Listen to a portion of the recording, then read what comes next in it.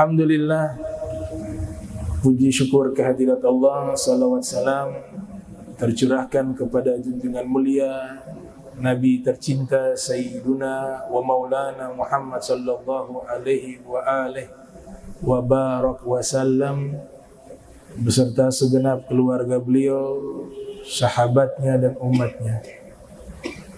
Yang saya muliakan para imam Masjid Al-Munawwar, para asatidzah, wabil khusus ya, ada Haji Aswin, ada Ustaz Jamal, Bapak Abdullah, Ustaz Hasan, Ustaz Syarif, wa jami'ul asatiz. Yang saya muliakan para habaib, Al-Habib Alwi Albar, dan seluruh jamaah hadirin hadirat yang insyaallah dirahmati Allah Subhanahu wa taala. Pak Jamal, kipas.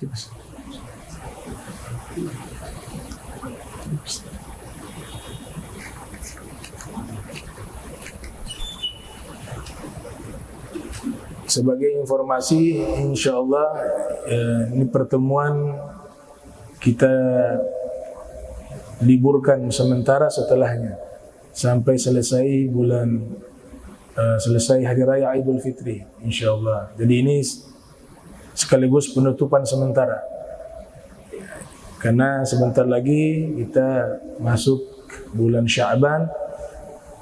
Kebetulan juga beberapa masjid saya sudah liburkan di bagian awal karena bertepatan dengan ada jadwal ceramah di luar di Bacan sama di Subain. Ini juga tadi baru pulang dari Mafa. Tadi sekitar jam 12 sampai di rumah. Jadi mudah-mudahan kita bisa meminta kepada Allah Ta'ala, berdoa panjang umur, sehat afiah, sehingga kita bisa mengkhatamkan kitab Al-Azkar An-Nawawiyah yang sudah dibaca di Masjid Al-Munawwar kurang lebih sudah berapa tahun? 1 sampai 2 tahun. Sebelumnya khatam kitab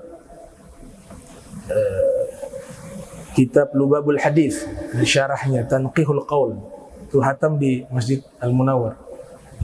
Kitab kedua yang dibaca kitab Al-Azkar. Ini satu darsun wa faslun wa babun, satu pembahasan, satu bab yang sangat penting ya, berkaitan dengan masalah sujud. Di sini dikatakan oleh Al-Imam An-Nawawi menukilkan riwayat wa kana yaghul baina sajdatain. Ini fawaid ya, al-fawaid fi ilmi al-hadis, faedah di dalam ilmu hadis. Kalau ada riwayat menceritakan fi'il Nabi, perbuatan Nabi berkaitan dengan masalah ibadah atau muamalah atau suluka ya, ibadatan atau muamalatan atau suluka, baik dari aspek ibadah, muamalah, interaksi sosial maupun suluk ya, perilaku, akhlak. Kalau ada kata kana di awal, kemudian menginformasikan fiilnya Nabi, perbuatannya Nabi, karena di situ bukan berarti adalah. Karena biasanya kana diartikan adalah. Kana Zaidun qa'imah. Adalah Zaid berdiri. Itu umumnya seperti itu di dalam ilmu nahwu. Tapi kalau sudah dibawa ke dalam masalah hadis Nabi yang menginformasikan fiilnya Nabi, maka kana di sini fungsinya berbeda. Dia menjadi 2 fungsi. Yang pertama, kana mengabarkan peristiwa yang telah terjadi di masa lampau. Kalau diterjemahkan ke dalam bahasa Indonesia, adalah dahulu Nabi. Nah, itu fungsi kana tuh. Dahulu kala Rasul sallallahu alaihi wasallam fa'ala hakadha wa hakadha wa hakadha. Nabi melakukan begini, begini dan begini. Itu yang pertama. Yang kedua, karena menjadi adatun Nabi, ikhbaru adatin Nabi. Dia menginformasikan kebiasaannya Nabi Muhammad, rutinitasnya Nabi Muhammad. Atau Ibnu Qudamah Al-Maqdisi mengatakan aglabiyah, sebagaimana dinukilkan dalam kitab Taisirul A'lam, syarah dari Umdatul Ahkam Syekh Abdul Ghani Al-Maqdisi. Beliau salah satu muridnya Syekh Abdul Qadir Al-Jilani, namun bermazhab Hambali.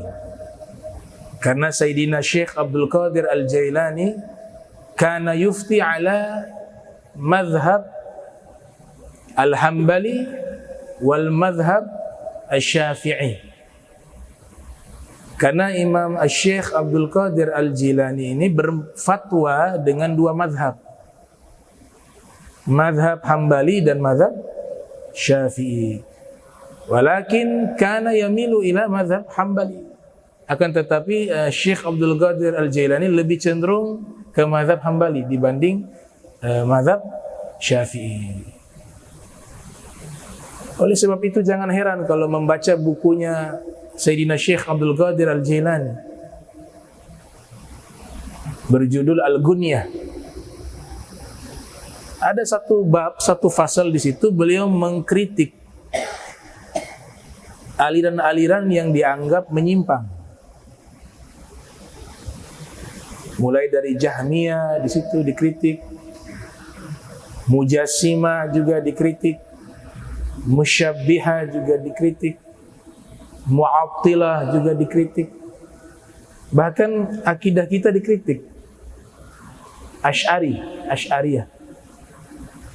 Mazhab Asy'ari juga dikritik. Tapi harus diingat, beliau mengkritik mazhab Asy'ari karena beliau bermazhab Hambali. Ulama-ulama yang bermazhab Hambali, mereka punya manhaj khos, metodologi khusus di dalam masalah ayat-ayat mutasyabihat, baik Al-Quran maupun hadis. Mutasyabihat itu informasi wahyu yang menginformasikan seakan-akan Allah memiliki fisik, ada yadun, ada tangan, ada wajhun, wajah dan seterusnya. Mazhab Hambali itu metodenya tafwid, tidak takwil. Apa itu tafwid? Apa yang sudah tertera di dalam Al-Quran ataupun dalam hadis terkait dengan masalah fisiknya Allah, seakan-akan fisiknya Allah. Kenapa kita katakan seakan-akan? Karena lafadznya memang lafadz fisik. Tapi tidak semua bahasa Arab itu diartikan secara letterlock, secara lafadz. Ada makna yang ada tersembunyi di balik itu. Nah, mazhab Hambali mereka hanya punya satu metode, yaitu yang namanya tafwid. Apa yang tertera di dalam Al-Quran, di dalam hadis yang menceritakan tentang fisiknya Allah atau sifat-sifatnya Allah, mereka al-iman bihi walam yu'awil. Cukup percaya saja, tidak pakai takwil. Iman saja, tidak perlu ditakwilkan lagi. Nah, makanya disinilah beliau mengkritik mazhab Asy'ari, karena mazhab Asy'ari punya dua metodologi. Yang pertama tafwid, yang kedua takwil. Takwil inilah yang dikritik oleh Syekh Abdul Qadir Jilani, tapi tidak ada pernyataan bahwa akidah Asy'ariyah itu sesat, menyimpang. Sebenarnya seperti itu maksudnya. Menyalahkan bagian itu. Kalau Jahmiyah jelas-jelas beliau ingkari seluruhnya. Ada satu al-firqah namanya al-firqah Jahmiyah. Beliau ingkari itu. Kenapa diingkari? Karena pemahaman dari al-firqah al-Jahmiyah itu pemahaman yang ditolak oleh mayoritas ulama yang mereka menyatakan bahwa Allah itu ada di mana-mana. Maka ta'addud, Allah jadi banyak. Itu yang ditolak. Jadi bukan berarti Syekh Abdul Qadir Jailani menyesatkan seluruh ajaran mazhab Asy'ari. Beliau hanya terfokus kepada masalah takwil karena berbeda metodologi al-manhaj. Karena beliau cenderung ke mazhab Hambali. Itu hal yang biasa. Ikhtilaf ulama itu biasa. Nah, jadi di sini dikatakan wakana, kebiasaan Nabi Muhammad sallallahu alaihi wasallam yaqul baina sajdatain. Beliau membaca doa di antara dua sujud atau mengucapkan sesuatu di antara dua sujud di dalam salat. Rabbighfirli, Rabbighfirli. Sebatas itu saja. Rabbighfirli, Rabbighfirli. Di antara dua sujud berarti posisi apa? Duduk. Al-julus baina sajdatain. Duduk di antara dua sujud. Nabi biasa membaca apa? Rabbighfirli, Rabbighfirli, Rabbighfirli. Wa jalasa bi qadri sujudih. Bacaannya itu seukuran yang sama di saat beliau sujud. Berarti kurang lebih berapa kali? 3 kali biasanya. Rabbighfirli, Rabbighfirli, Rabbighfirli. Wa bima rawainahu fi sunanil Baihaqi an Ibni Abbas fi hadithi mabitihi 'inda khalatihi Maimunah. Riwayat ini yaitu Nabi membaca Rabbighfirli, Rabbighfirli, Rabbighfirli di antara dua sujud atau al-julus baina sajdatain, duduk di antara dua sujud, diambil di dalam kitab Sunan Al-Baihaqi. Al-Imam Al-Baihaqi ulama ahli hadis, ulama ahli sirah, ulama ahli kalam. Beliau berakidah Asy'ari. Ulamanya kita, akidahnya Asy'ariyah, menulis kitab Al-Asma wa Sifat dan juga Syu'abul Iman dan juga kitab Manaqib Al-Imam Syafi'i, biografinya Imam Syafi'i juga beliau tulis kitab khusus membahas biografinya Imam Syafi'i.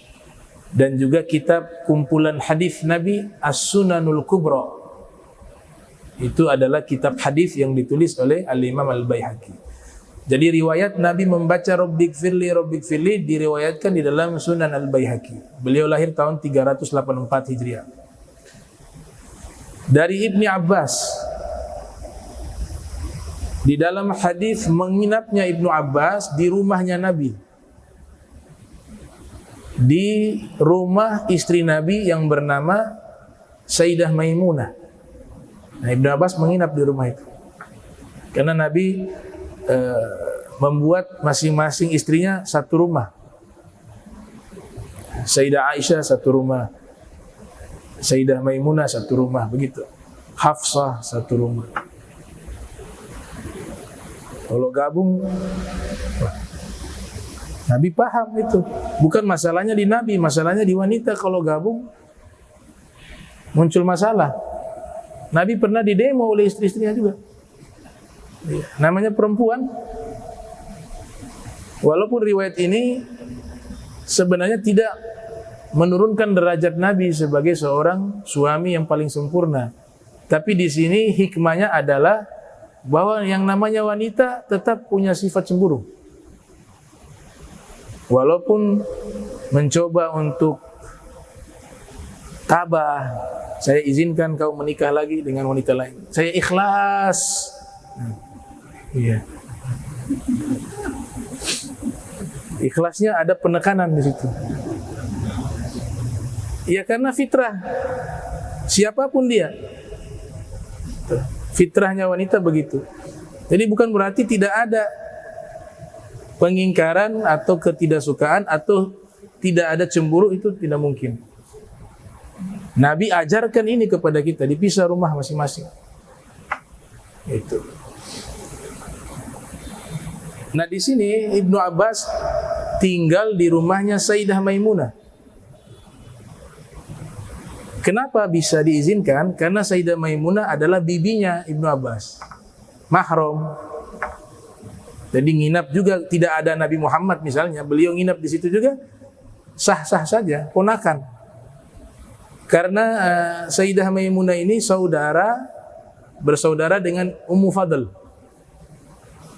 Ummu Fadl adalah ibundanya Ibnu Abbas. Kemudian Ibnu Abbas punya ayah, pamannya Nabi,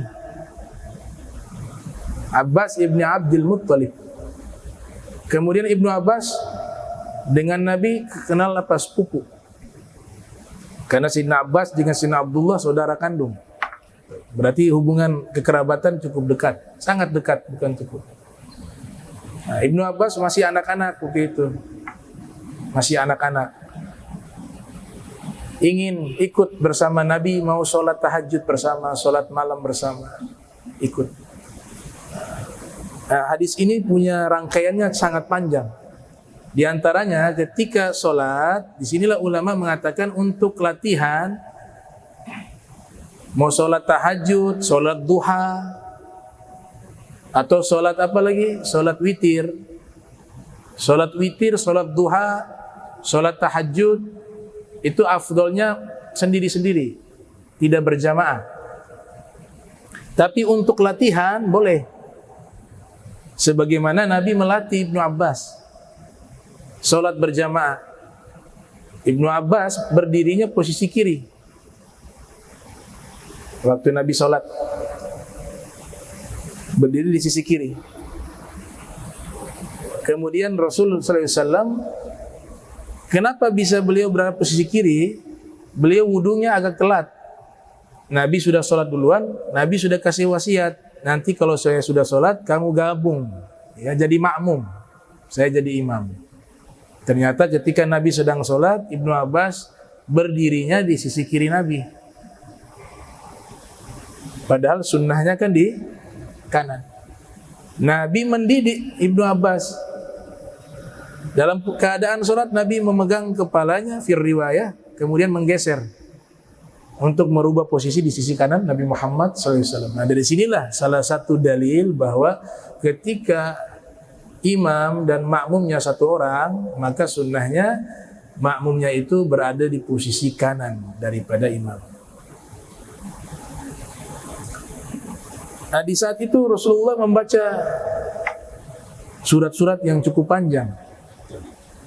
Sampai pada akhirnya Rasulullah dalam posisi al-julus baina sajdatain, duduk di antara dua sujud, Nabi membaca Rabbighfirli, Rabbighfirli, Rabbighfirli.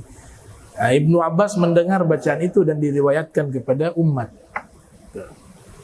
Jadi sah-sah saja kalau kita baca Rabbighfirli, Rabbighfirli, Rabbighfirli ketika duduk di antara dua sujud.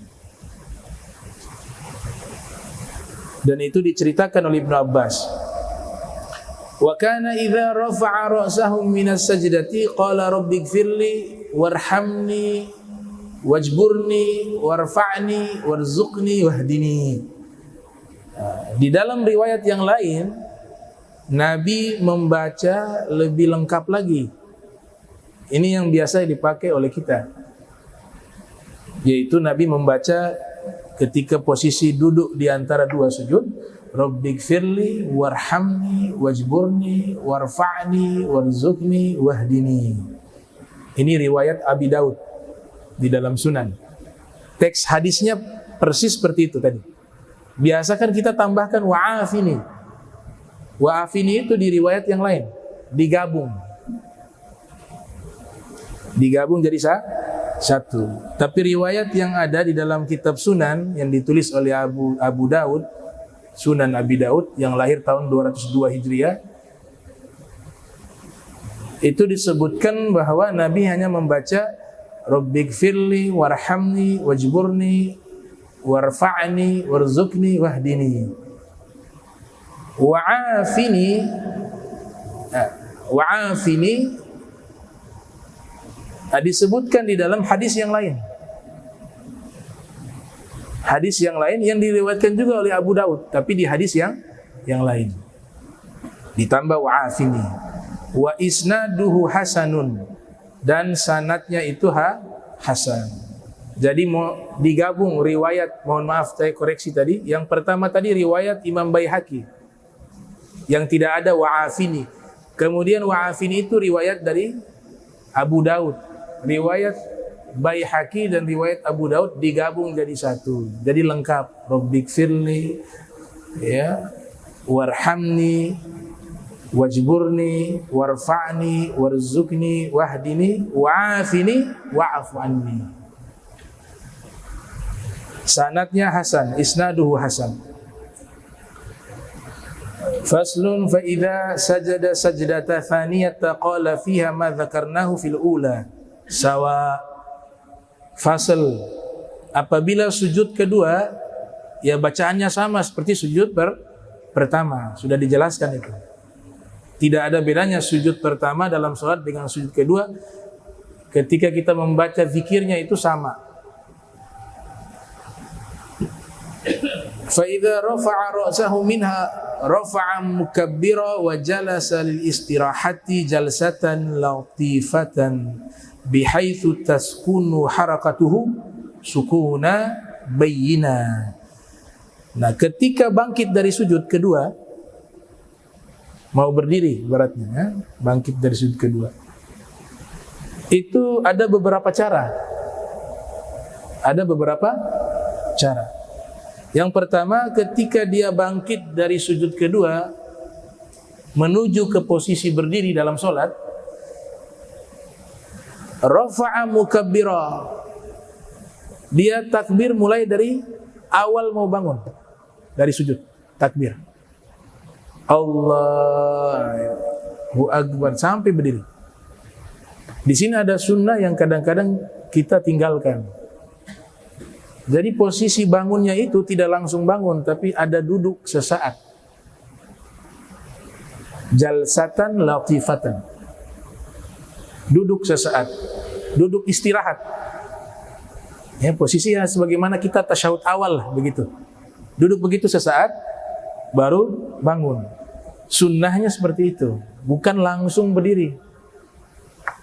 Duduk sesaat dan dalam keadaan melafadzkan takbir sampai dia berdiri tegak, baru takbir itu selesai. Itu cara pertama tuh.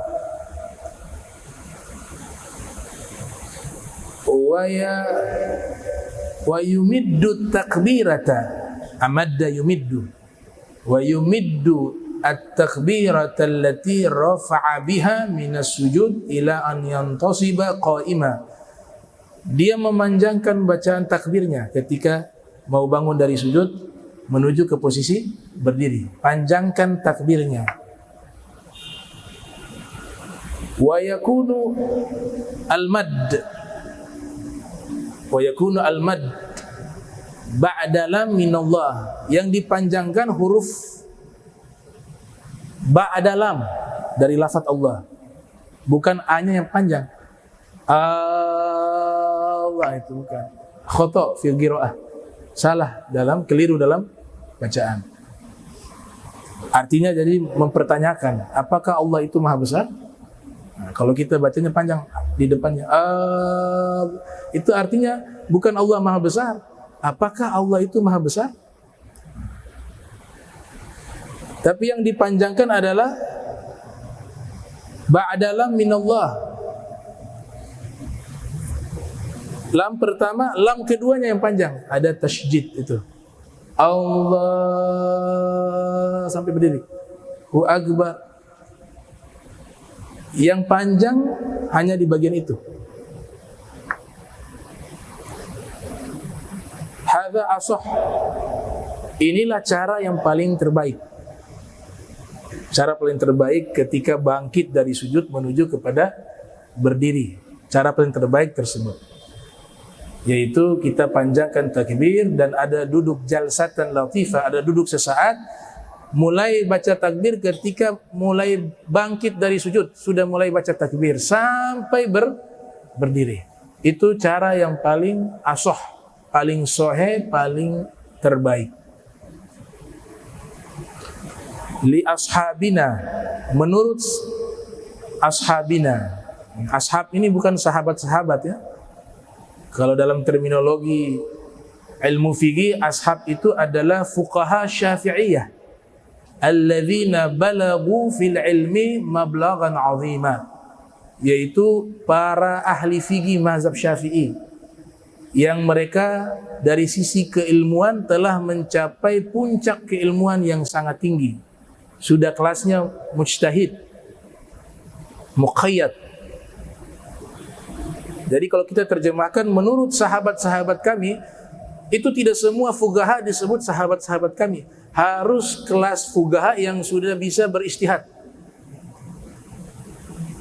Menurut para fuqaha yang levelnya sebagai mustahid muqayyad. Nah, itu mereka mentarjih pendapat itu. Yang paling sahih adalah takbir dari awal, kemudian sampai dia berdiri tegak di saat sujud. Bangkit dari sujud. Ada cara kedua. Nah, ini jarang kita amalkan. Cara kedua ini juga boleh kita amalkan. Kita yang selama ini kita lakukan itu sudah cara yang paling terbaik. Jangan dirubah lagi, udah itu paling bagus. Nanti bingung campur-campur. Hanya ada cara keempat. Padahal di sini ada 3 cara saja. Karena kecampur yang satu, campur yang kedua, campur yang ketiga. Tuh. Karena pengalaman pribadi pernah saya ngajar perbandingan mazhab, 4 mazhab. Ada mahasiswa saya itu akhirnya dia campur, jadi bingung. Masalah takbir, masalah sujud, masalah ruku. Akhirnya jadi mazhab kelima. Ya. Yang keluar dari 4 mazhab. Oh, mulai hari itu saya berhenti ngajar 4 mazhab. Dulu kan masih belum tahu, mungkin punya semangat pengen ngajar 4 mazhab. Padahal yang mazhab Syafi'i saja masih belum tuntas. Nah, jadi sekarang kalau mengajar, kuatkan dulu mazhab Syafi'i itu. Jangan dulu campur-campur ke mazhab yang lain. Nanti bingung. Tuh. Itu masalah duduk tasyahud saja, itu ada beberapa cara tuh. Ada mazhab Maliki, ya, misalnya tasyahudnya itu tidak ada, kalau kita namanya al-iftirash atau tawarruk, duduk leher kita agak bengkok ya, kanan. Itu mazhab lain nggak ada tuh, lurus terus. Ada yang bengkok terus, jadi setiap dia duduk di saat tasyahud awal maupun tasyahud itu posisinya dari awal sudah isyarat bengkok ke kanan kepalanya. Kalau mazhab Syafi'i hanya rakaat akhir. Tapi dalam satu mazhab yang lain lurus terus, tidak ada. Jadi mau selesai juga dia lurus. Nah, ini dia bingung. Hanya dia punya bengkok ke kiri. Yang tidak pernah ada di mazhab itu dia buat bengkoknya ke kiri. Saya lihat karena waktu itu ada cermin.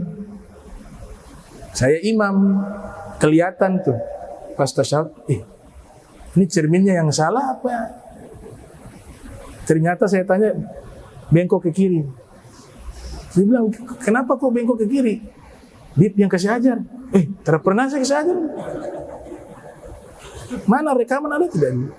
Oh, ternyata sudah bingung karena membahas masalah itu 4 mazhab. Akhirnya dia keluar dari 4 mazhab. Karena bingung, ini ke kanan apa ke kiri? Apa lurus? Dia buat yang ke kiri. Nah, jadi kita bertahap di dalam ta'ammuk wa tabakhur fil madhab Syafi'i. Kita dalami dulu mazhab Syafi'i. Ini cara kedua. Annahu yarfa'u bi ghairi takbirin. Ya, karena Imam Nawawi menjelaskan, saya terpaksa saya harus baca. Tapi saya tegaskan yang pertama tadi itu yang kita sudah buat itu sudah paling sahih. Ya. Itu yang sudah paling asoh. Kalau yang kedua ini bangunnya gak ada takbir. Ini bahaya kalau imam bangun gak ada takbir. Makmumnya sujud terus.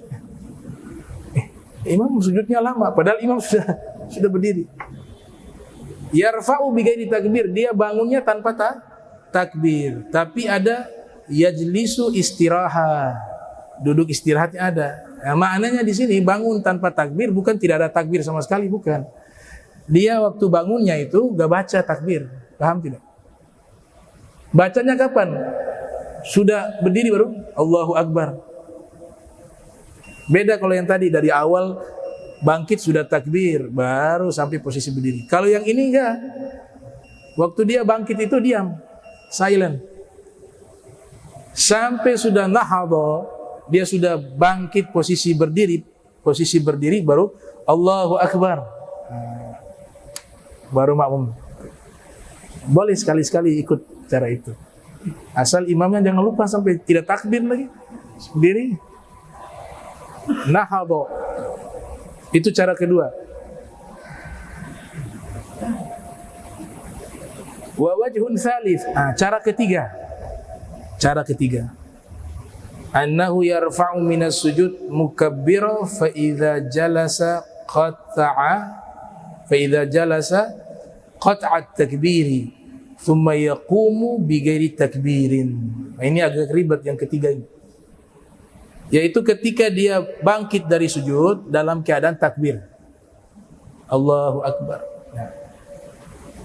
Ketika posisi duduk, kan sunnah ada duduk sesaat tuh. Di situ sudah berhenti baca takbirnya. Duduk istirahat sesaat, itu sudah tidak baca takbir lagi. Dia baca takbirnya waktu bangun dari sujud. Allahu Akbar, berarti singkat. Allahu Akbar, duduk sunnah istirahat itu sudah terputus bacaan takbirnya. Kemudian yaqum bi ghairi takbir, thumma yaqum bi ghairi takbir. Setelah itu dia bangkit tanpa membaca takbir. Berarti ada 3 cara.